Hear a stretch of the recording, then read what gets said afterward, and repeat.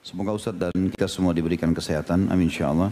Alhamdulillah tidak mimpi buruk bila saya tidur dengan bersuci dan membaca 3 surah terakhir. Ingat nasihat Ustaz dulu, biar dijaga malaikat. Namun saya takut mimpi buruk bila sebelum tidur berhubungan dengan istri. Apakah saya berwudu sah setelah berhubungan? Kalau yang dimaksud adalah dari pertanyaan ini, kalau orang berhubungan biologis lalu tidur, kemudian dia belum sempat mandi, apakah cukup dengan berwudu? Jawabannya iya. Itu riwayat sahih. Umar bin Khattab radhiyallahu anhu dalam riwayat Ahli Sunan pernah bertanya kepada Nabi SAW, mengatakan, ya Rasulullah, semalam saya tidur dalam keadaan junub dan menunda mandi. Maka kata Nabi SAW, lakukanlah, tapi berwudulah sebelum tidur. Maka insya Allah itu sudah cukup. Ya. Kalau antum junub dengan pasangan yang halal, tidak ada sesuatu yang dikhawatirkan. Karena itu ibadah. Jadi jangan sampai berpikir, oh kalau saya junub dari biologis halal ini, nanti syaitan akan bisa menguasai saya, misal mimpi buruk. Enggak ada hubungannya. Ya, tetap aja antum bersihkan kemaluannya, kemudian wudu, tidur insya Allah. Ya, dan dalam keadaan junub, tetap kita membaca zikir mau tidur. Jadi insya Allah tidak ada masalah dengan itu. 2 sahabat saya telah meninggal dalam waktu berbeda. Mereka datang dalam mimpi. Dan makhluk berubah serba hitam. Apakah itu malaikat keburukan? Apa arti mimpi tersebut? Yang pertama sekali ikhwas sekalian dan akhwat rahimakumullah, jangan tanya saya masalah takwil mimpi. Karena saya bukan ahli takwil mimpi. Saya hanya membahas teori syar'inya. Ini yang menakwilkan mimpi ini harus ahlinya. Tidak, bahkan bukan cuma kayak kita penuntut ilmu, saya dan antum ikhwas sekalian, para ulama saja yang sudah jelas-jelas luar biasa ilmunya luas, tidak sembarangan mau menakwilkan mimpi. Dan harus ahlinya. Di kalangan tabi'in itu yang masyhur suka menakwilkan mimpi itu cuma 2 orang yang umumnya, yaitu Hasan Basri dan Muhammad bin Sirin. Yang lain jarang sekali nukil menakwilkan mimpi. Padahal banyak ulama. Ada Sa'id ibn Musayyab, ada Sa'id ibn Jubair, ada Atha bin Abi Rabah, ada banyak. Sufyan al-Thawri, ya, ada Abdullah bin Mubarak, ada Fudail bin Iyad, banyak sekali. Tapi mereka tidak dinukil atau jarang sekali dinukil menakwilkan mimpi. Jadi memang harus ahlinya. Ibn Sirin rahimahullah menyebutkan tentang masalah syarat orang yang, salah satu syarat orang yang menakwilkan mimpi selain memang dia memahami Al-Quran dan Sunnah, ilmu agamanya sudah luas, kemudian juga ditambah dia harus mengenali tentang situasi dan kondisi orang yang sedang mengalami mimpi itu. Termasuk kondisi kejiwaannya, kondisi keluarganya, lingkungan dia hidup, ya. Itu semua harus ada hubungannya. Jadi enggak sembarangan menakwilkan mimpi. Bukan orang datang, saya mimpi begini, oh ini takwilnya. Tidak seperti itu. Makanya pernah 2 orang datang kepada Hasan Basri rahimahullah, lalu bertanya, dua-duanya sama-sama mimpinya. Secara tidak sengaja mereka datang berdua, lalu dua-duanya mengatakan saya mimpi, salah satunya mengatakan saya mimpi, yang satu juga mengatakan hal yang sama. Saya mimpi mendengar azan. Mendengar azan atau melihat orang azan, salah satunya. Maka Hasan Basri mengatakan rahimahullah, pulanglah dulu, berikan saya waktu sepekan, baru saya menjawabnya. Maka berdua ini pulang. Selama sepekan itu Hasan Basri keliling mengecek 2 orang ini. Diam-diam dicek sama dicek. Ternyata ditemukan si fulan yang pertama itu muadzin di masjid. Yang satu lagi terkenal suka maling, pencuri, suka nyuri-nyuri barang. Setelah sepekan datang dua-duanya. Lalu Hasan Basri mulai menakbirkan mimpi mereka. Yang pertama, yang muadzin, kamu tahun ini akan haji. Karena sesuai dengan firman Allah subhanahu wa ta'ala, a'udzubillahi minasyaitonir wa adzanu minallahi wa rasulihi lan-nasi yaumil hajjil akbar. Al-ayah. Dan azan atau panggilan dari Allah kepada manusia untuk mengerjakan haji yang besar. Karena ini orang soleh, beliau alihkan ke ayat itu. Sesuai dengan keluasan ilmunya tentunya. Kemudian yang satu, kata dia, kau akan mencuri tahun ini dan akan dipotong tanganmu. Karena dia suka mencuri. Diambil dari surah Yusuf. Pada saat saudara-saudara Yusuf mau pulang, kan sempat dipanggil kembali. Ya. Karena Yusuf alaihissalam menyisipkan pialanya raja untuk mengambil adiknya Binyamin. Ada dalam surah Yusuf dijelaskan masalah kisah itu. Maka dikatakan wa'adzana mu'adzinun ayyatuhal iru innakum lasarikun. Dan dipanggillah, diazankan, maksudnya dipanggilkanlah, wahai orang-orang yang sedang mengendarai unta, kembalilah kalian telah mencuri. Dan terjadi seperti yang disampaikan oleh beliau, rahimahullah. Tapi Hasan Basri ini diberikan julukan alimnya ulama. Jadi di zaman itu, di kota Basra itu, atau di Irak secara umum, kalau ulama-ulama pada ngumpul, mereka mendengarkan ceramahnya Hasan Basri. Karena dianggap dia guru mereka bahkan. Ya, karena luar biasanya gitu. Maka orang-orang seperti ini mungkin menakwilkan mimpi. Ada sebuah buku karangan Ibnu Sirin, Muhammad bin Sirin rahimahullah, saya juga punya dan sudah diterjemahkan dalam bahasa Indonesia. Ensiklopedia Mimpi, Takbir Mimpi kalau nggak salah judulnya begitu. Saya lihat buku itu, saya pernah miliki dan memang dia seperti kamus mimpi. Karena ini ditulis oleh Muhammad bin Sirin, maka saya referensikan. Artinya boleh dimiliki buku itu, tapi jangan antum setiap mimpi buka kamus itu. Nanti hanya sibuk dengan mimpi saja. Tapi di situ beliau rincikan. Nah, di antara tadi yang perlu difahami saya bilang, orang harus memahami. Ibnu Sirin menjelaskan dalam bukunya, pernah saya buka buku itu dan saya baca beberapa poin.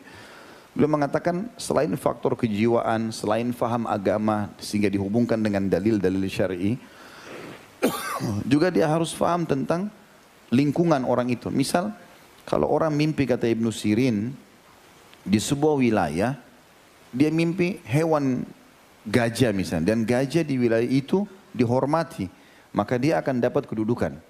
Tapi kalau di wilayah itu gajah diperangi, dibunuh, maka dia akan diperangi. Seperti itulah. Jadi ada penakwilan-penakwilan. Kalau orang mimpi di satu wilayah yang tidak pernah hujan, tiba-tiba turun hujan, ini punya takwil sendiri.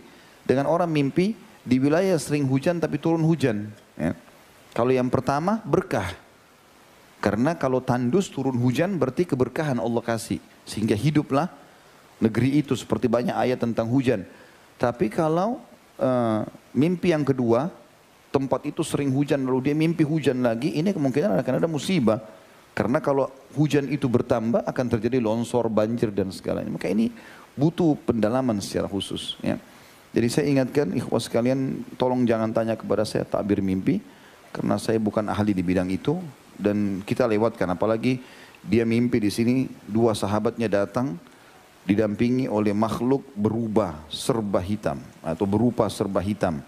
Lalu di sini perlu saya tanggapi pertanyaannya, apakah itu malaikat keburukan? Tidak ada malaikat keburukan. Hah? Semua malaikat baik. Cirinya malaikat disebutkan dalam surat Tahrim. Ya. Mereka makhluk Allah mulia dari cahaya. Cirinya Allah mengatakan, La ya'suna Allah ma'amarum yafa'luna ma yu'marun. Mereka tidak pernah bermaksiat kepada Allah dan mereka selalu mengerjakan apa yang dititahkan. Malaikat itu tidak seperti kita. Allah bilang Allah bilang kerjakan, gitu kan? Makanya Allah menyebutkan dalam surat Tahrim ini, itu tentang penjaga-penjaga neraka, malaikat Zabaniyah, gitu kan? Yang Allah bilang, "Falyadu'u nadiya sanad'u Zabaniyah." Mereka nanti hari kiamat di neraka, panggil saja semua yang mereka sembah dan kami akan panggil Zabaniyah. Kata Nabi SAW, malaikat Zabaniyah itu penjaga neraka, kalau orang menunggangi kuda dengan sangat cepat dari awal pundaknya, itu 100 tahun atau riwayat lain 60 tahun belum bisa menjangkau batang lehernya malaikat itu karena besarnya. Malaikat Zabaniyah bukan main-main.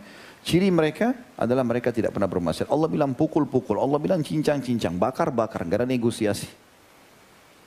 Makanya Allah suruh jauhkan diri dari api neraka. Jadi tidak ada malaikat keburukan. Karena malaikat yang mencabut ruh orang-orang kafir pun adalah malaikat-malaikat yang patuh kepada Allah. Tapi tugasnya memang menghukum gitu ya. Jadi bahasa ini perlu diralat dan diperbaiki.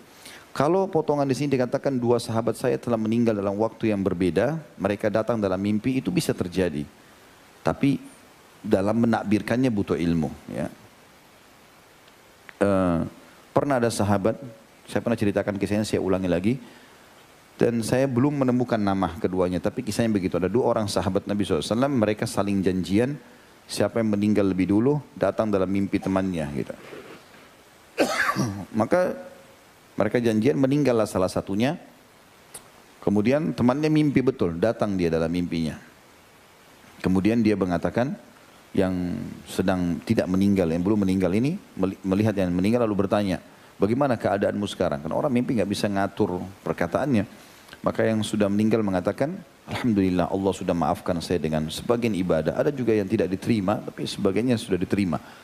Lalu kemudian temannya ini melihat di bagian lehernya ada lingkaran warna hitam.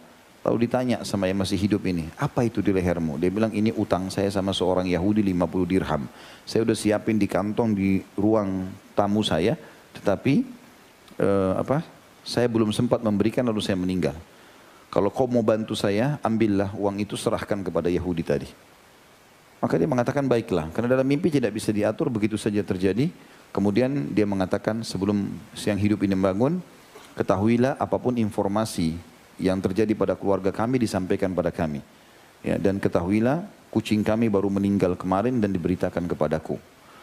Maka orang ini yang masih hidup pun bangun, kemudian dia datang ke rumah sahabatnya, dia sampaikan mimpi itu kepada keluarganya, kemudian dia izin ke ruang tamu, ditemukan betul kantong itu 50 dirham, ditanya Yahudi betul memang ada utangnya dibayar. Kemudian dia pun bertanya sebelum tinggalkan rumah temannya kepada keluarganya, apakah ada sesuatu yang terjadi selain meninggalnya sahabatku ini? Istri sama anaknya bilang tidak ada kecuali kucing kami yang meninggal kemarin.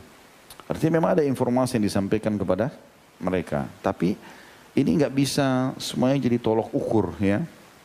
Karena syaitan itu sangat licik. Dia bisa menjelma segala macam. Tadi saya bilang di antara poin yang dibahasakan oleh para ulama, mungkin karena ukhuwah kita sangat baik dengan seseorang, atau hubungan cinta kasih kita dengan pasangan istri atau suami sangat baik, syaitan ingin merusaknya. Dimimpikanlah teman kita selingkuh sama pasangan kita, maka bisa terjadi. Terjadi kerusakan semua dari dua sisi, gitu kan? Ini harus hati-hati. Mimpi bertemu Rasulullah, apakah boleh diceritakan? Khawatir jatuhnya riya. Gak ada hubungannya sama riya ini. Bukan ibadah secara khusus gitu ya. Dan Nabi SAW tadi kan sudah bilang kalau mimpi baik boleh diceritakan. Asal betul silakan ceritakan. Kan tadi riwayatnya sudah kita jelaskan ya. Boleh diceritakan insya Allah. Karena mimpi Nabi SAW kebaikan itu. Ya. Apakah ada dalil bahwa seseorang dinyatakan balik apabila sudah mimpi junub? Yang saya tahu dalam buku-buku fikih itu ulama menyebutkan ciri masalah itu. Di antaranya orang mimpi. Ya, tapi bukan cuma itu saja. Tanda-tanda balik. Karena ada orang tidak mimpi. Tidak selamanya harus mimpi, ya. Tapi bisa saja yang paling nyata keluarnya kumis, ya.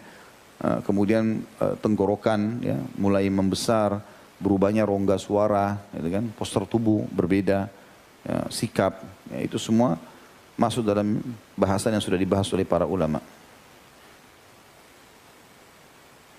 Pertanyaan bonus, bonus dari mana? Mana ada pertanyaan bonus ya? Apakah ada keutamaan atau dalil tentang orang yang wafat di bulan Ramadan? Karena ibu saya wafat di bulan Ramadan, lalu saya bermimpi ibu saya datang turun dari langit menggunakan pakaian serba putih. Apakah itu petunjuk atau dari syaitan? Tentu bulan Ramadan bulan suci. Kita berharap mudah-mudahan itu adalah kematian yang baik ya.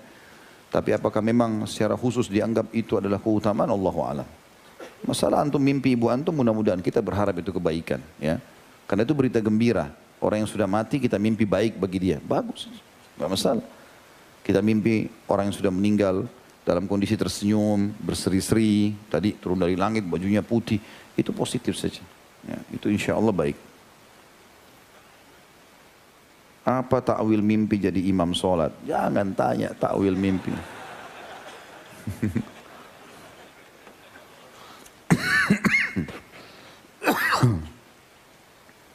Apakah semua mimpi yang menggembirakan itu semuanya benar? Apa saja ciri-ciri mimpi yang benar-benar merupakan petunjuk Ustaz?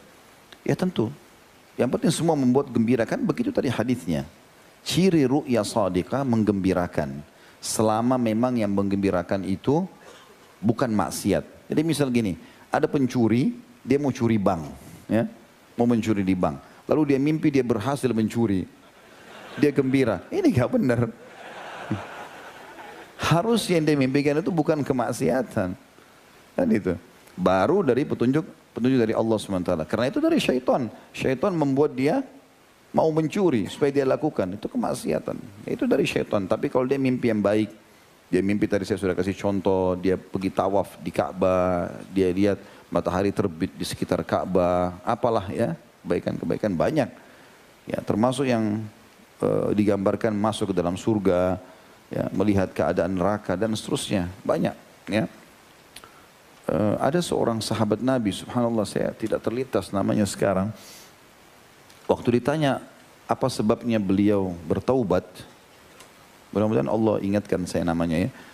Tapi saya pernah sampaikan di salah satu ceramah, dia mengatakan waktu ditanya sebab anda taubat apa, dia mengatakan saya dulu jauh dari agama dan suka ya, mabuk-mabukan sampai saya mengenal seorang wanita. Saya mengenal seorang wanita dari budak-budak wanita, kemudian lahirlah anak saya dari wanita tersebut dan anak perempuan, dan saya sangat menyukai anak perempuan itu. Pada saat anak itu berumur 2 tahun, saya pun akhirnya kehilangan dia karena anak perempuan itu meninggal dunia. Saya terpukul, saya merasa kehilangan karena saya sangat sayang sama anak itu. Dalam kondisi saya sangat terpukul, saya pun mabuk, dia bilang, sampai tidak sadarkan diri dan tidur pada malam itu. Pada malam itu saya mimpi, saya sedang berlari di sebuah tempat, dikejar dengan ular yang besar. Ular besar ini membuka mulutnya dan sangat cepat ingin mengejar saya, tapi saya masih ada kesempatan untuk berlari pada saat itu. Terus saja saya berlari sampai saya menemukan seorang kakek tua, pakai baju putih. Kemudian saya berkata kepada kakek tua itu, kakek tolong bantu saya. Hai orang tua tolong bantu saya. Kata orang tua itu, tolong bantu saya dari ular ini. Kata orang tua itu, saya tidak mampu membantumu karena ular itu lebih kuat daripada saya. Cobalah kamu larikan diri saja, berusaha. Maka dia bilang saya terus lari sampai saya lihat di hadapan saya ada neraka. Dan saya ingin melomparkan diri ke dalam api neraka itu karena ular ini sudah dekat. Tetapi terdengar suara mengatakan, jangan kau lemparkan dirimu ke sini karena di sini bukan tempatmu. Maka saya pun kembali lagi dan saya lihat ular itu terus mengejar saya lari, saya ketemu lagi dengan kakek yang sama. Kemudian saya berkata padanya, tolonglah bantu saya, hai orang tua. Orang itu mengatakan, saya tidak mampu membantumu. Ular ini lebih kuat daripada saya. Tapi cobalah kamu menuju ke bukit itu. Ditunjuklah sebuah bukit. Di sana ada banyak simpanan muslimin. Coba mungkin kau punya simpanan. Maka dia bilang saya pun menuju ke sana, kemudian saya menemukan ada tirai-tirai, pada saat saya buka ternyata banyak anak-anak kecil, kaum muslimin yang meninggal sebelum balik. Maka saya pun melihat anak saya perempuan yang meninggal itu. Kemudian dia mengatakan pada teman-temannya, itu ayahku. Lalu kemudian dia menjamah tanganku, lalu dia mengusir ular tersebut. Dia mengusir ular tersebut. Lalu kemudian anak itu duduk di pangkuanku, lalu aku dalam mimpi bertanya kepada anak itu. Ya, mengatakan, apa ini ceritanya apa? Kamu ini kenapa ada di sini? Dia mengatakan, saya bersama dengan anak-anak muslimin yang meninggal sebelum balik. Dan kami sedang menunggu masa penantian hari kiamat.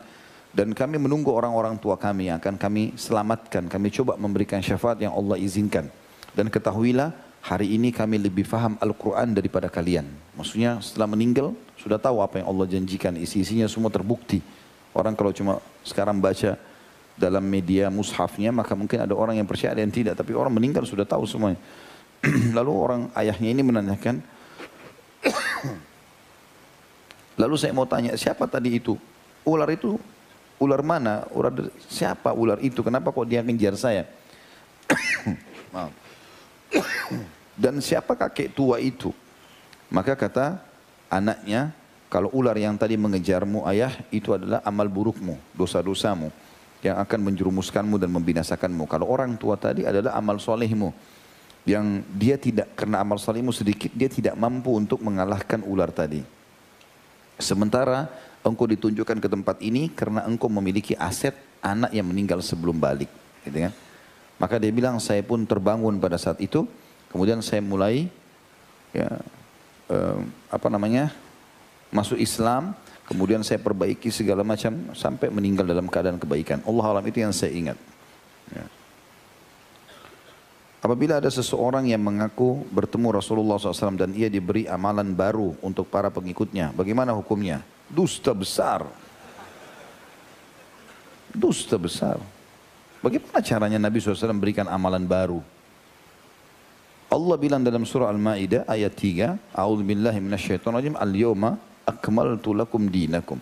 Hari ini aku sudah sempurnakan agama kalian. Itu di zaman Nabi masih hidup. Wa atmamtu alaikum ni'mati. Aku sempurnakan nikmatku dengan agama itu. Jadi kalian tidak butuh agama lain. Tidak usah ditambah, tidak usah dikurangi, kata para ulama tafsir. Wa raditu lakumul Islam madina, dan aku ridho Islam sebagai agama kalian. Cukup dengan itu. Kata ulama tafsir, ayat ini membuktikan bahwasanya Nabi SAW tidak meninggal dunia kecuali sudah menyampaikan yang putih, yang hitam, yang samar, yang nyata, yang kecil, yang besar, semua sudah disampaikan. Gak ada tambahan. Maka ini was-was syaitan ini. Gitu kan? Nabi SAW tidak akan menambahkan syariat Allah Subhanahu Wa Taala. Nah, itu kecuali kalau dia mimpi Nabi, terus Nabi mengingatkan dia dengan amal-amalan yang sudah disampaikan, disuruh sholat malam, disuruh apa. Dan itu pun saya sudah bilang tadi, syarat yang diberikan oleh ulama kalau lihat Nabi SAW adalah melihatnya dengan ciri fisiknya, bukan cuma sebagian tubuhnya gitu kan. Itu yang dimaksudkan. Saya pernah bermimpi nenek saya yang sudah meninggal 3 minggu yang lalu. Bermimpi nenek saya masih hidup. Apakah ada pertanda buat saya dan untuk nenek saya? Allahu a'lam. Tugas antum sekarang doain nenek yang sudah mati, sedekah buat dia. Allahu a'lam, saya enggak tahu. Long time no see you, Ustaz. Wah. Pakai bahasa Indonesia saja. Sebelum ibu saya meninggal, saya pernah mimpi 2 kali bahwa ibu saya meninggal. Apakah itu termasuk mimpi buruk atau petunjuk atau info dari Allah? Allahu a'lam. Jangan tanya ta'wil mimpi.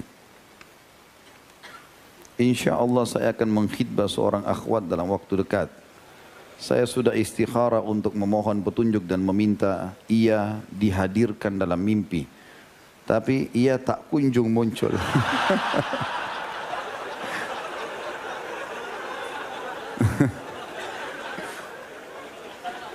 Apakah itu pertanda ia bukan jodoh saya? Padahal insya Allah saya sudah mantap hati dengannya, Ustaz. Mohon doakan agar dilancarkan. Tidak usah tunggu mimpi. Orang kalau istikharah, salah satu hasilnya bisa mimpi. Dan mimpi itu berhubungan dengan masalah kebaikan dia atau keburukan dia. Gitu ya. Bisa terjadi. Misal kita istikharah, minta kepada Allah SWT petunjuk. Lalu Allah datangkan salah satu jawaban istikharah, bisa mimpi.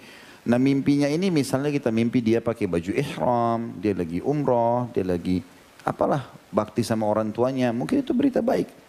Atau kita mimpi yang tidak baik tentang dia, maka itu petunjuk juga dari Allah Subhanahu Wa Taala, gitu kan? Kalau memang kita istikharah. Gitu. Dan tidak harus mimpi. Kata ulama, masuk dalamnya kecenderungan mendapatkan informasi positif atau negatif. Kita istikharah, terus kemudian hati kita lebih cenderung.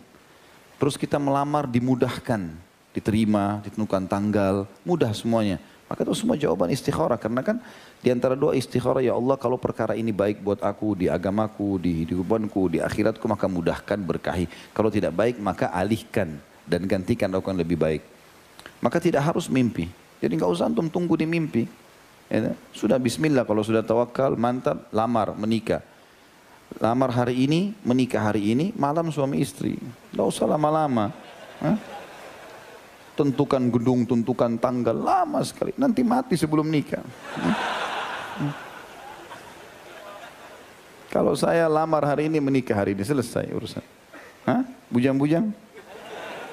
Terlalu lama. Baiklah, mungkin begitu saja. Insya Allah kita lanjutkan hari Rabu akan datang insya Allah. Dan saya ingatkan kembali hari Sabtu insya Allah nanti ada serial sahabat kita. Akan kita lanjutkan kisah yang mulia dari Abdullah bin Rawaha radhiyallahu anhu. Dan insya Allah sampai sekarang, sampai menjelang Ramadan sudah tidak ada safar lagi. Untuk pengajian kita maka tidak ada yang libur insya Allah. Baik, begitu saja. Subhanakallahumma bihamdika. Asyhadu an la ilaha illa anta astaghfiruka wa atubu ilaik. Wassalamualaikum warahmatullahi wabarakatuh.